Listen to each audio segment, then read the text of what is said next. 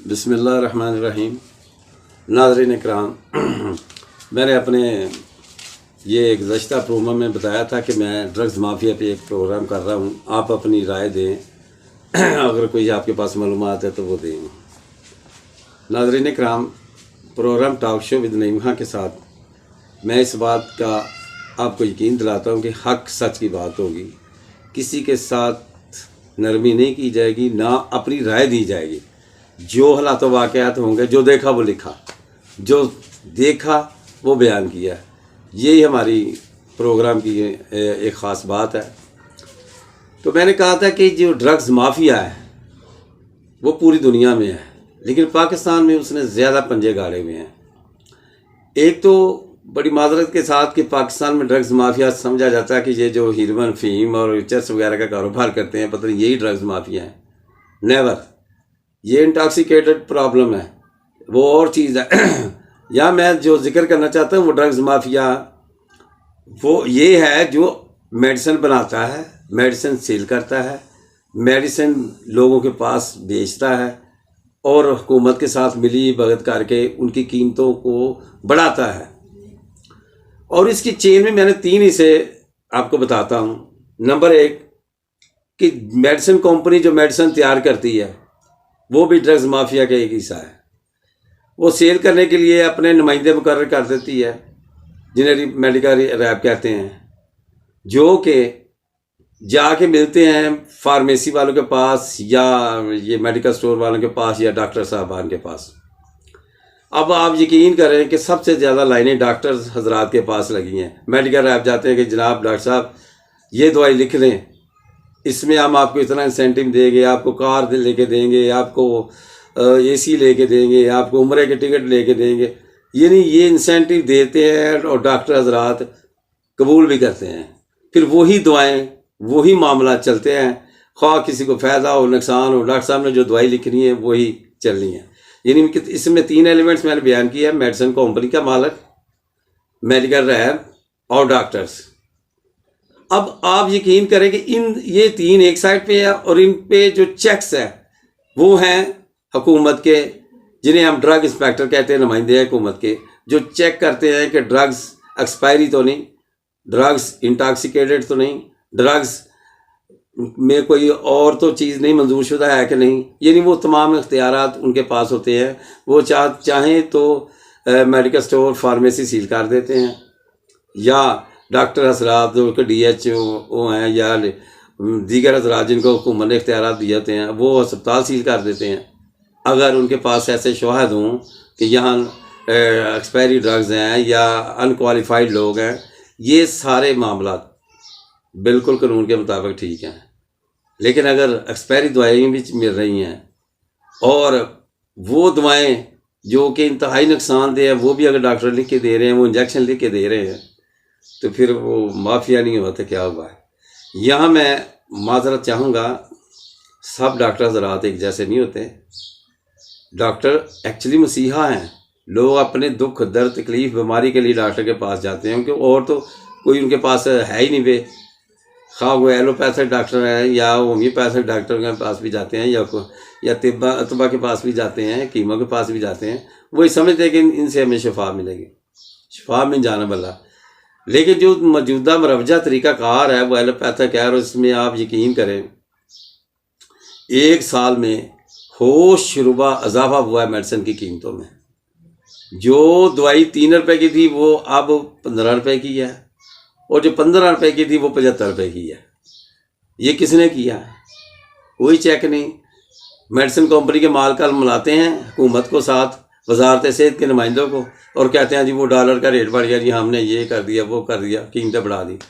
और अगर ऐसा हुकूमत कहे कि नहीं आपने रेट नहीं बढ़ाने, तो फिर वो नूरा कुश्ती शुरू कर देते हैं। वो दवाइयाँ गायब कर देते हैं, दवाइयों की शार्ट हो जाती, मेडिसिन नहीं मिलती, फिर मजबूरन महंगी लेनी पड़ती है। इमरान खान के दौर में वफाकी वजारत सेहत भी यही करती थी, शहबाज शरीफ के दौर में भी यही करती है। तो फिर क्या फ़र्क है इन हुकूमतों के आने जाने में और किसी के रहने में या ना रहने में? अवाम के लिए तो मसले मसाइल हैं, अवाम किधर जाएं? अब एक डॉक्टर जो इंजेक्शन 1000 का था वो अब मिलता है 6-5-6 हज़ार में। ये 400-500 गुना इजाफा हो चुका है।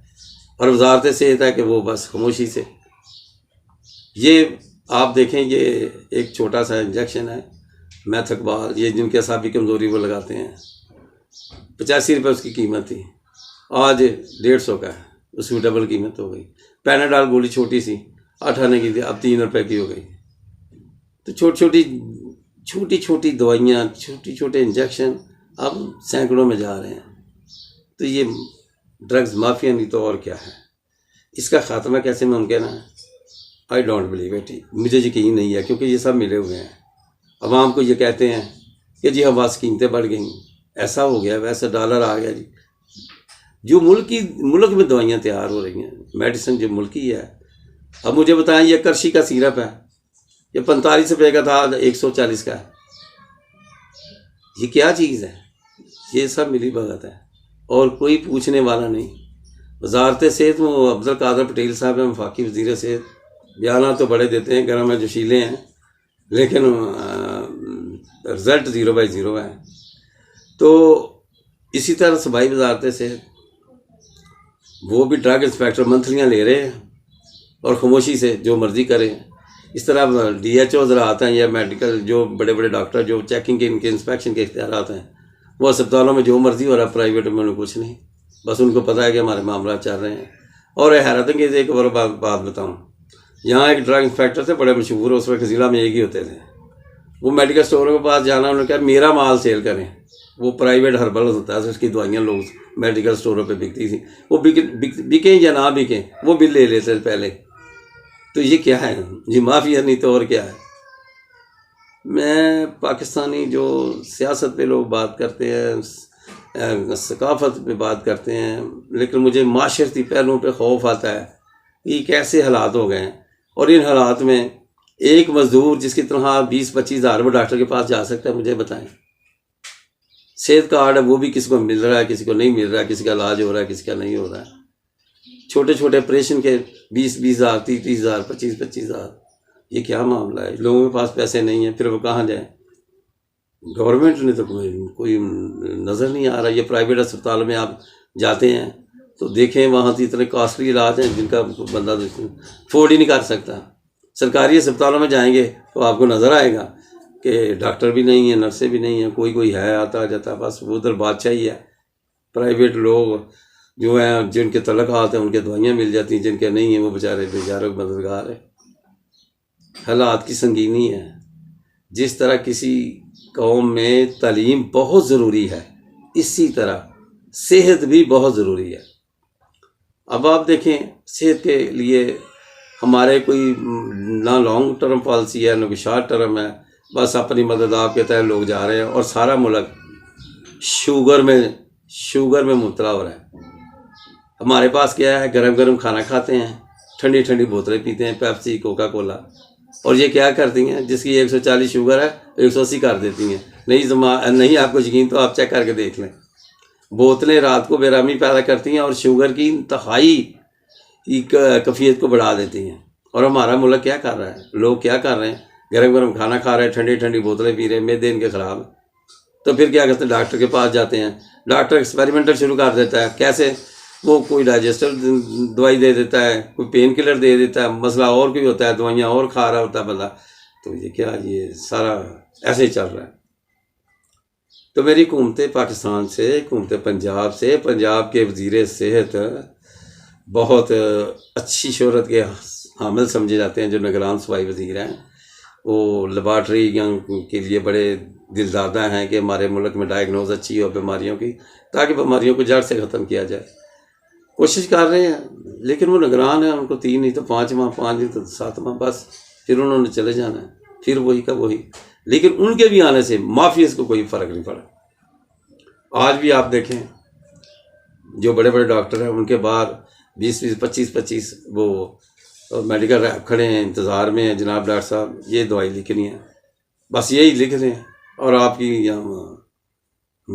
जितनी है इंसेंटिव की शक्ल में ख्याल रखेंगे। और इंतहाई शर्मनाक पहलू ये है कि जो डॉक्टर हजरात स्पेशलिस्ट चिल्ड्रन है, बच्चों के हैं, जब उनके पास भी ये दवाएं ऐसी पुरकशिश तरगीबात दे के उन्हें कहा जाता कि ये दवाइयाँ लिखें, खाओ बच्चे के लिए अच्छी हो या ना हो, तो फिर क्या होगा? लम्हा फिक्री है। मैं आपको यकीन दिलाता हूँ कि महकमा सेहत यानी वजारत सेहत एक अदारा बना हुआ जिसे ड्रग रेगुलेटरी अथॉरिटी कहते हैं। ड्रैब इंग्लिश में कहते हैं, drab, drugs regulator authority of Pakistan. उसके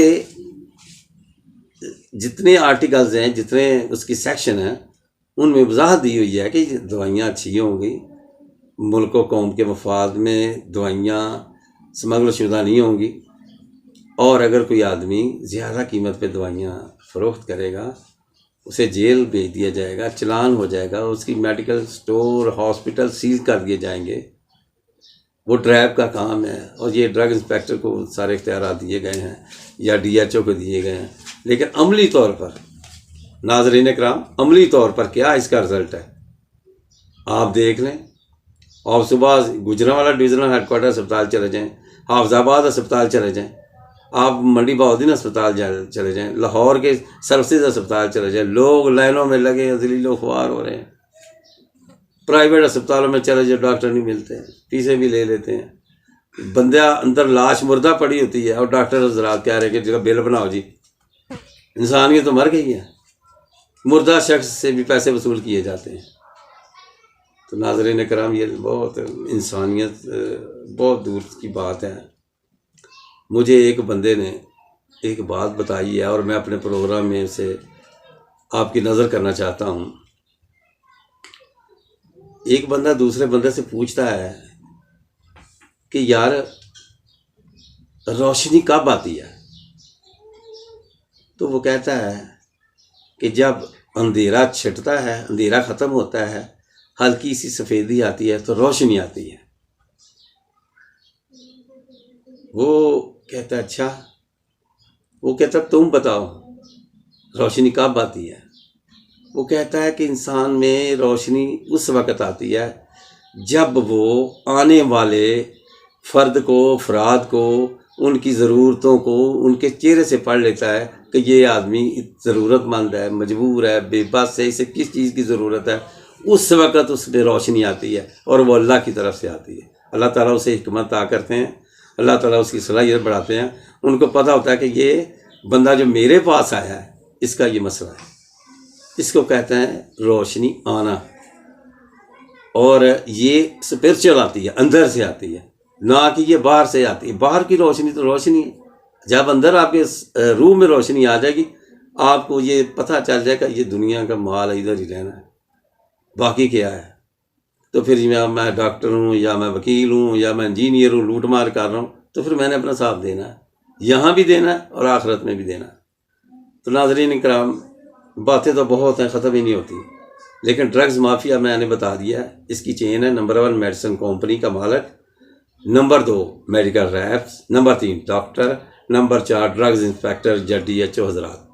ये मिल के जब एक कॉम्बिनेशन कर लेते हैं कि हमने ये दवाई सेल करनी है, कॉस्टली करनी है और लोगों को मजबूर करके करवानी है, तो लोग फिर ख़रीदते हैं, मजबूर होते हैं। ये 20 रुपये वाली गोली जो 200 रुपये में। अब एक और ट्रेंड ड्रग्स माफिया चलाया हुआ है। कुछ डॉक्टर हज़रात ने दवाइयाँ ही अपनी बना के रखी हैं, वहीं से मिलती हैं, बाज़ार से वो दवाइयाँ नहीं मिलती। और बाज़ार में अगर वो 20 रुपये की थी, ये 200 रुपये की दे रहे हैं एक गोली। ये लोग प्राइवेट बनाई हुई हैं। तो खुदारा मेरी ड्रग्स माफिया से भी गुजारिश है कि लालच इतना ना करेगा अगले जहान में भी आपको मजबूरियों में पड़ जाए, शर्मिंदगी हो। ठीक है, रोज़ी रोटी ज़रूर कमाएँ, हलाल की कमाएँ, लोगों को मसीहाई का जो आपका नक्शा है उसके मुताबिक आप पेश आए, लोग आपको फीस भी दें और दवाएं भी दें। This is the best for life. तो मेरा नाज़रीन कराम, दिल की बातें थी, मैंने आपसे की हैं। ये हमारे माशरे का अलमिया है। इंसान है, गलतियां हो जाती हैं, लेकिन मस्ती नहीं करनी चाहिए। गलती की माफ़ी है, मस्ती की कोई माफ़ी नहीं। और ये जो हम सियासतदान और ये माफियाज, आज मैंने ड्रग्स माफिया को बताया, जो मेडिसिन का जो दूसरा ड्रग्स माफिया है उसकी तो मैं बात ही नहीं करता। वो तो हुकूमतों को नचवा देता है, आपको पता नहीं किस किस पे झूठ कैसे मुकदमे दर्ज हुए हैं। वो हनीफ अब्बासी रावलपिंडी के हैं, मैंने तो उन पे वो कैफेटेरिन पर डाल दी गई है। राणा सनाउल्लाह पर वो पर्चे 17 किलो 15 किलो मंशियात, वो और है ड्रग्स माफिया। मैं जो ड्रग माफिया उसकी बात कर रहा हूँ जी, जो रोज़ाना हमें दवाइयाँ दे खाते हैं लेते हैं मजबूरी के तहत। नाज़रीन कराम, उम्मीद है आपको मेरी बातें अच्छी लगेंगी। प्रोग्राम को सब्सक्राइब करें, लाइक करें और हमें दुआओं में याद रखिए। मिलते हैं अगले प्रोग्राम में किसी अच्छे मौजू के साथ। दिल की बातें थी, दिल वालों से कह दी। अब अगर किसी की कोई तकलीफ़ हुई है तो फिर वो मैं माज़रत चाहता हूँ, लेकिन जो बातें हकीकत है वो मैंने कर दी हैं। अल्लाह हाफिज़।